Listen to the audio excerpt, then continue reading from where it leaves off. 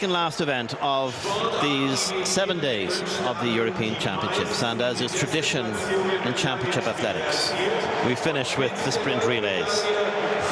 These can be fun, they can be car crash type of races as well, let's face it, because the baton has to get round with these athletes traveling at about 40 kilometers an hour.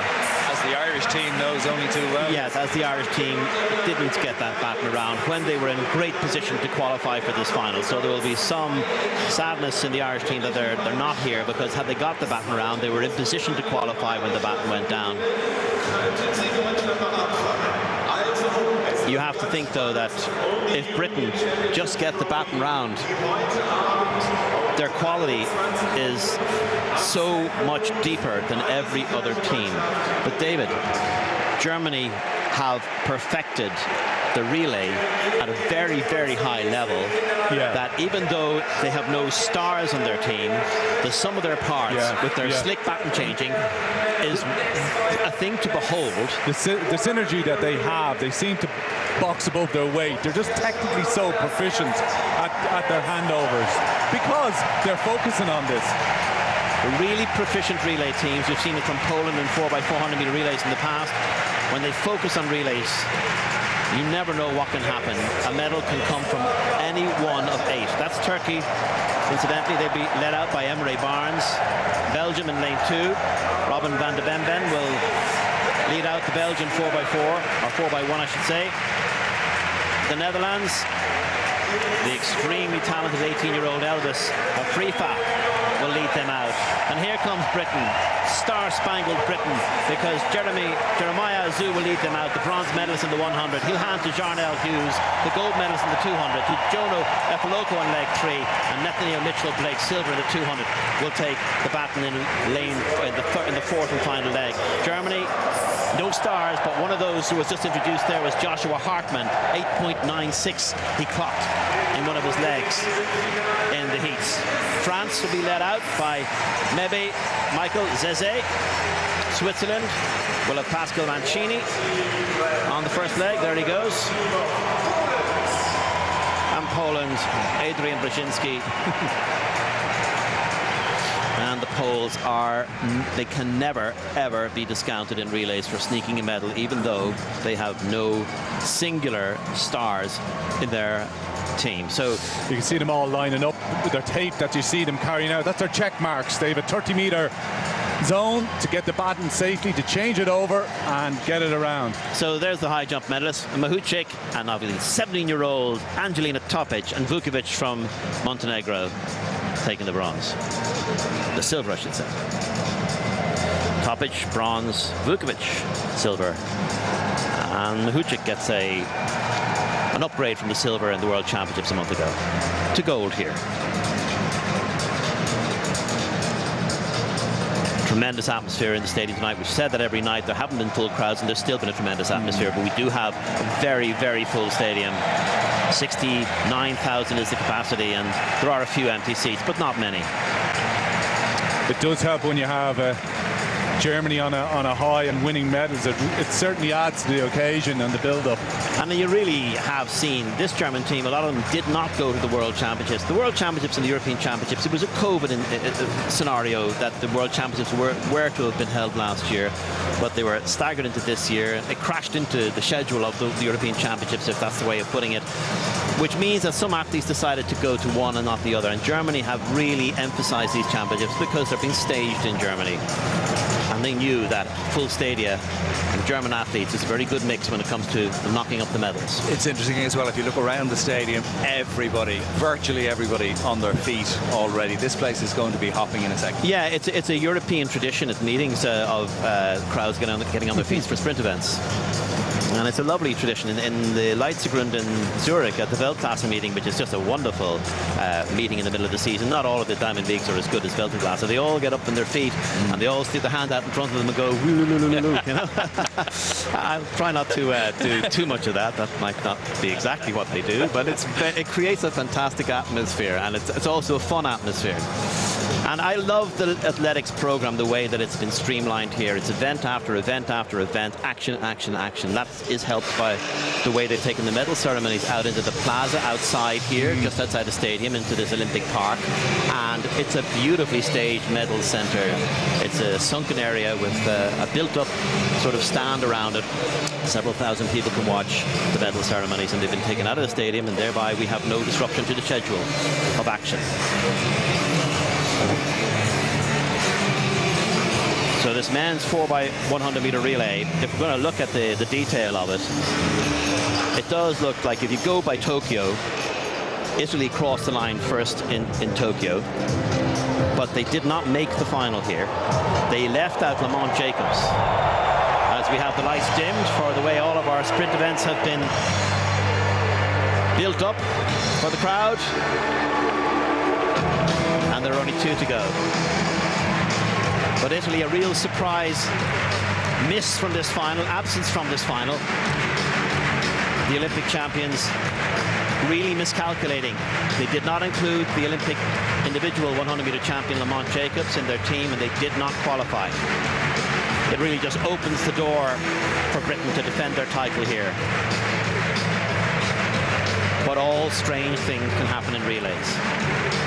It is a disruptive type of event, and if things go slightly wrong at the pace that the changeovers are taken inside the box and inside the lanes, and the baton has to go around, there are rules to be adhered to.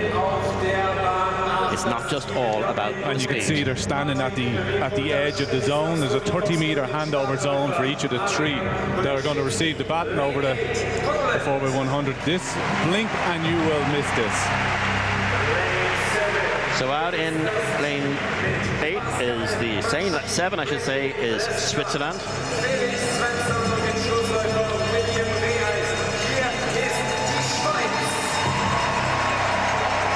Pascal Mancini.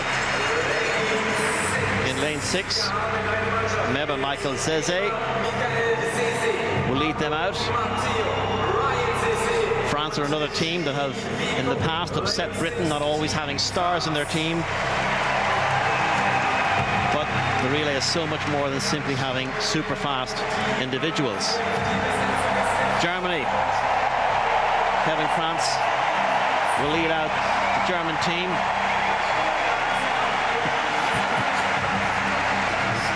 And Great Britain here, Jeremiah Azu, who was bronze medalist in the 100 meters. You were going to say, David? I was just going to say the tension is really building. You can feel it.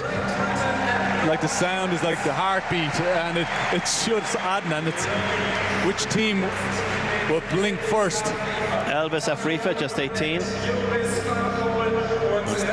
And they're introducing all of the team there around the track in their different legs. Robin van der Bemben leading out Belgium.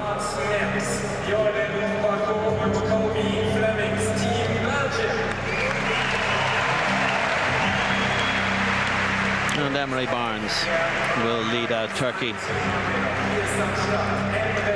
who incidentally on the second leg of Jack Ali Harvey, who's clocked a 9.1 leg in the heats.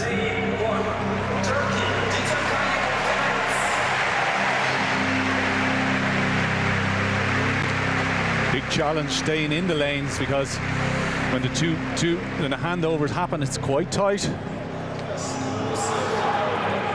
If Britain makes safe changes, they don't have to be right on the edge. They do have the quartet capable of defending here, and they will be the favourites, drawn in a nigh-on perfect lane right in the middle of the track, lane 4. The men's 4x100 meter relay final, the second last event, the penultimate event of these European Championships.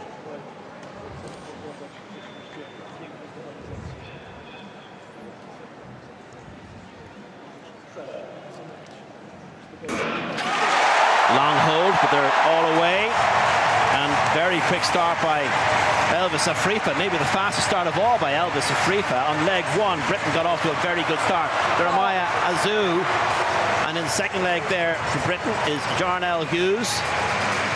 And it's Britain just barely in front, but Poland on the outside are absolutely steaming. France too going well, but on leg 3 for Britain, Jono Efoloku looks like he's given the baton over to Nathaniel Mitchell-Blake in the gold medal position, and this time Nathaniel Mitchell-Blake will take the gold medal for Britain from, by the looks of it, France and Poland.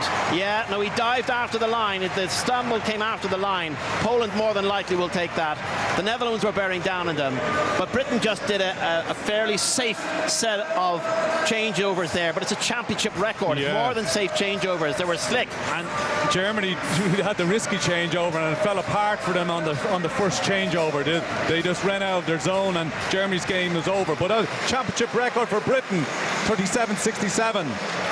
Yeah, and that's obviously the type of time that they wished that they had done in the Olympic Games last year. They were disqualified in the Olympic Games last year, having crossed the line in second place. But Britain have got a gold medal in the 4x1 men's relay, and as ever, Poland performing way beyond the sum of their parts, their individual parts, to set a national record, 38.15, and they are just super at relay. But Britain had the quality right through. They had 3 medalists in individual events of their 4, and they have taken the victory here. The Netherlands only run out by 1/10 of a second, but in a season's best, and Switzerland, a country with a fast improving track and field pedigree, taking a national record 5th place, 38.36. But Britain were the class going into it, and they proved it. They didn't just have super stars, they had super changeovers. Yeah, they executed it so well. You know, sometimes it clicks like that, and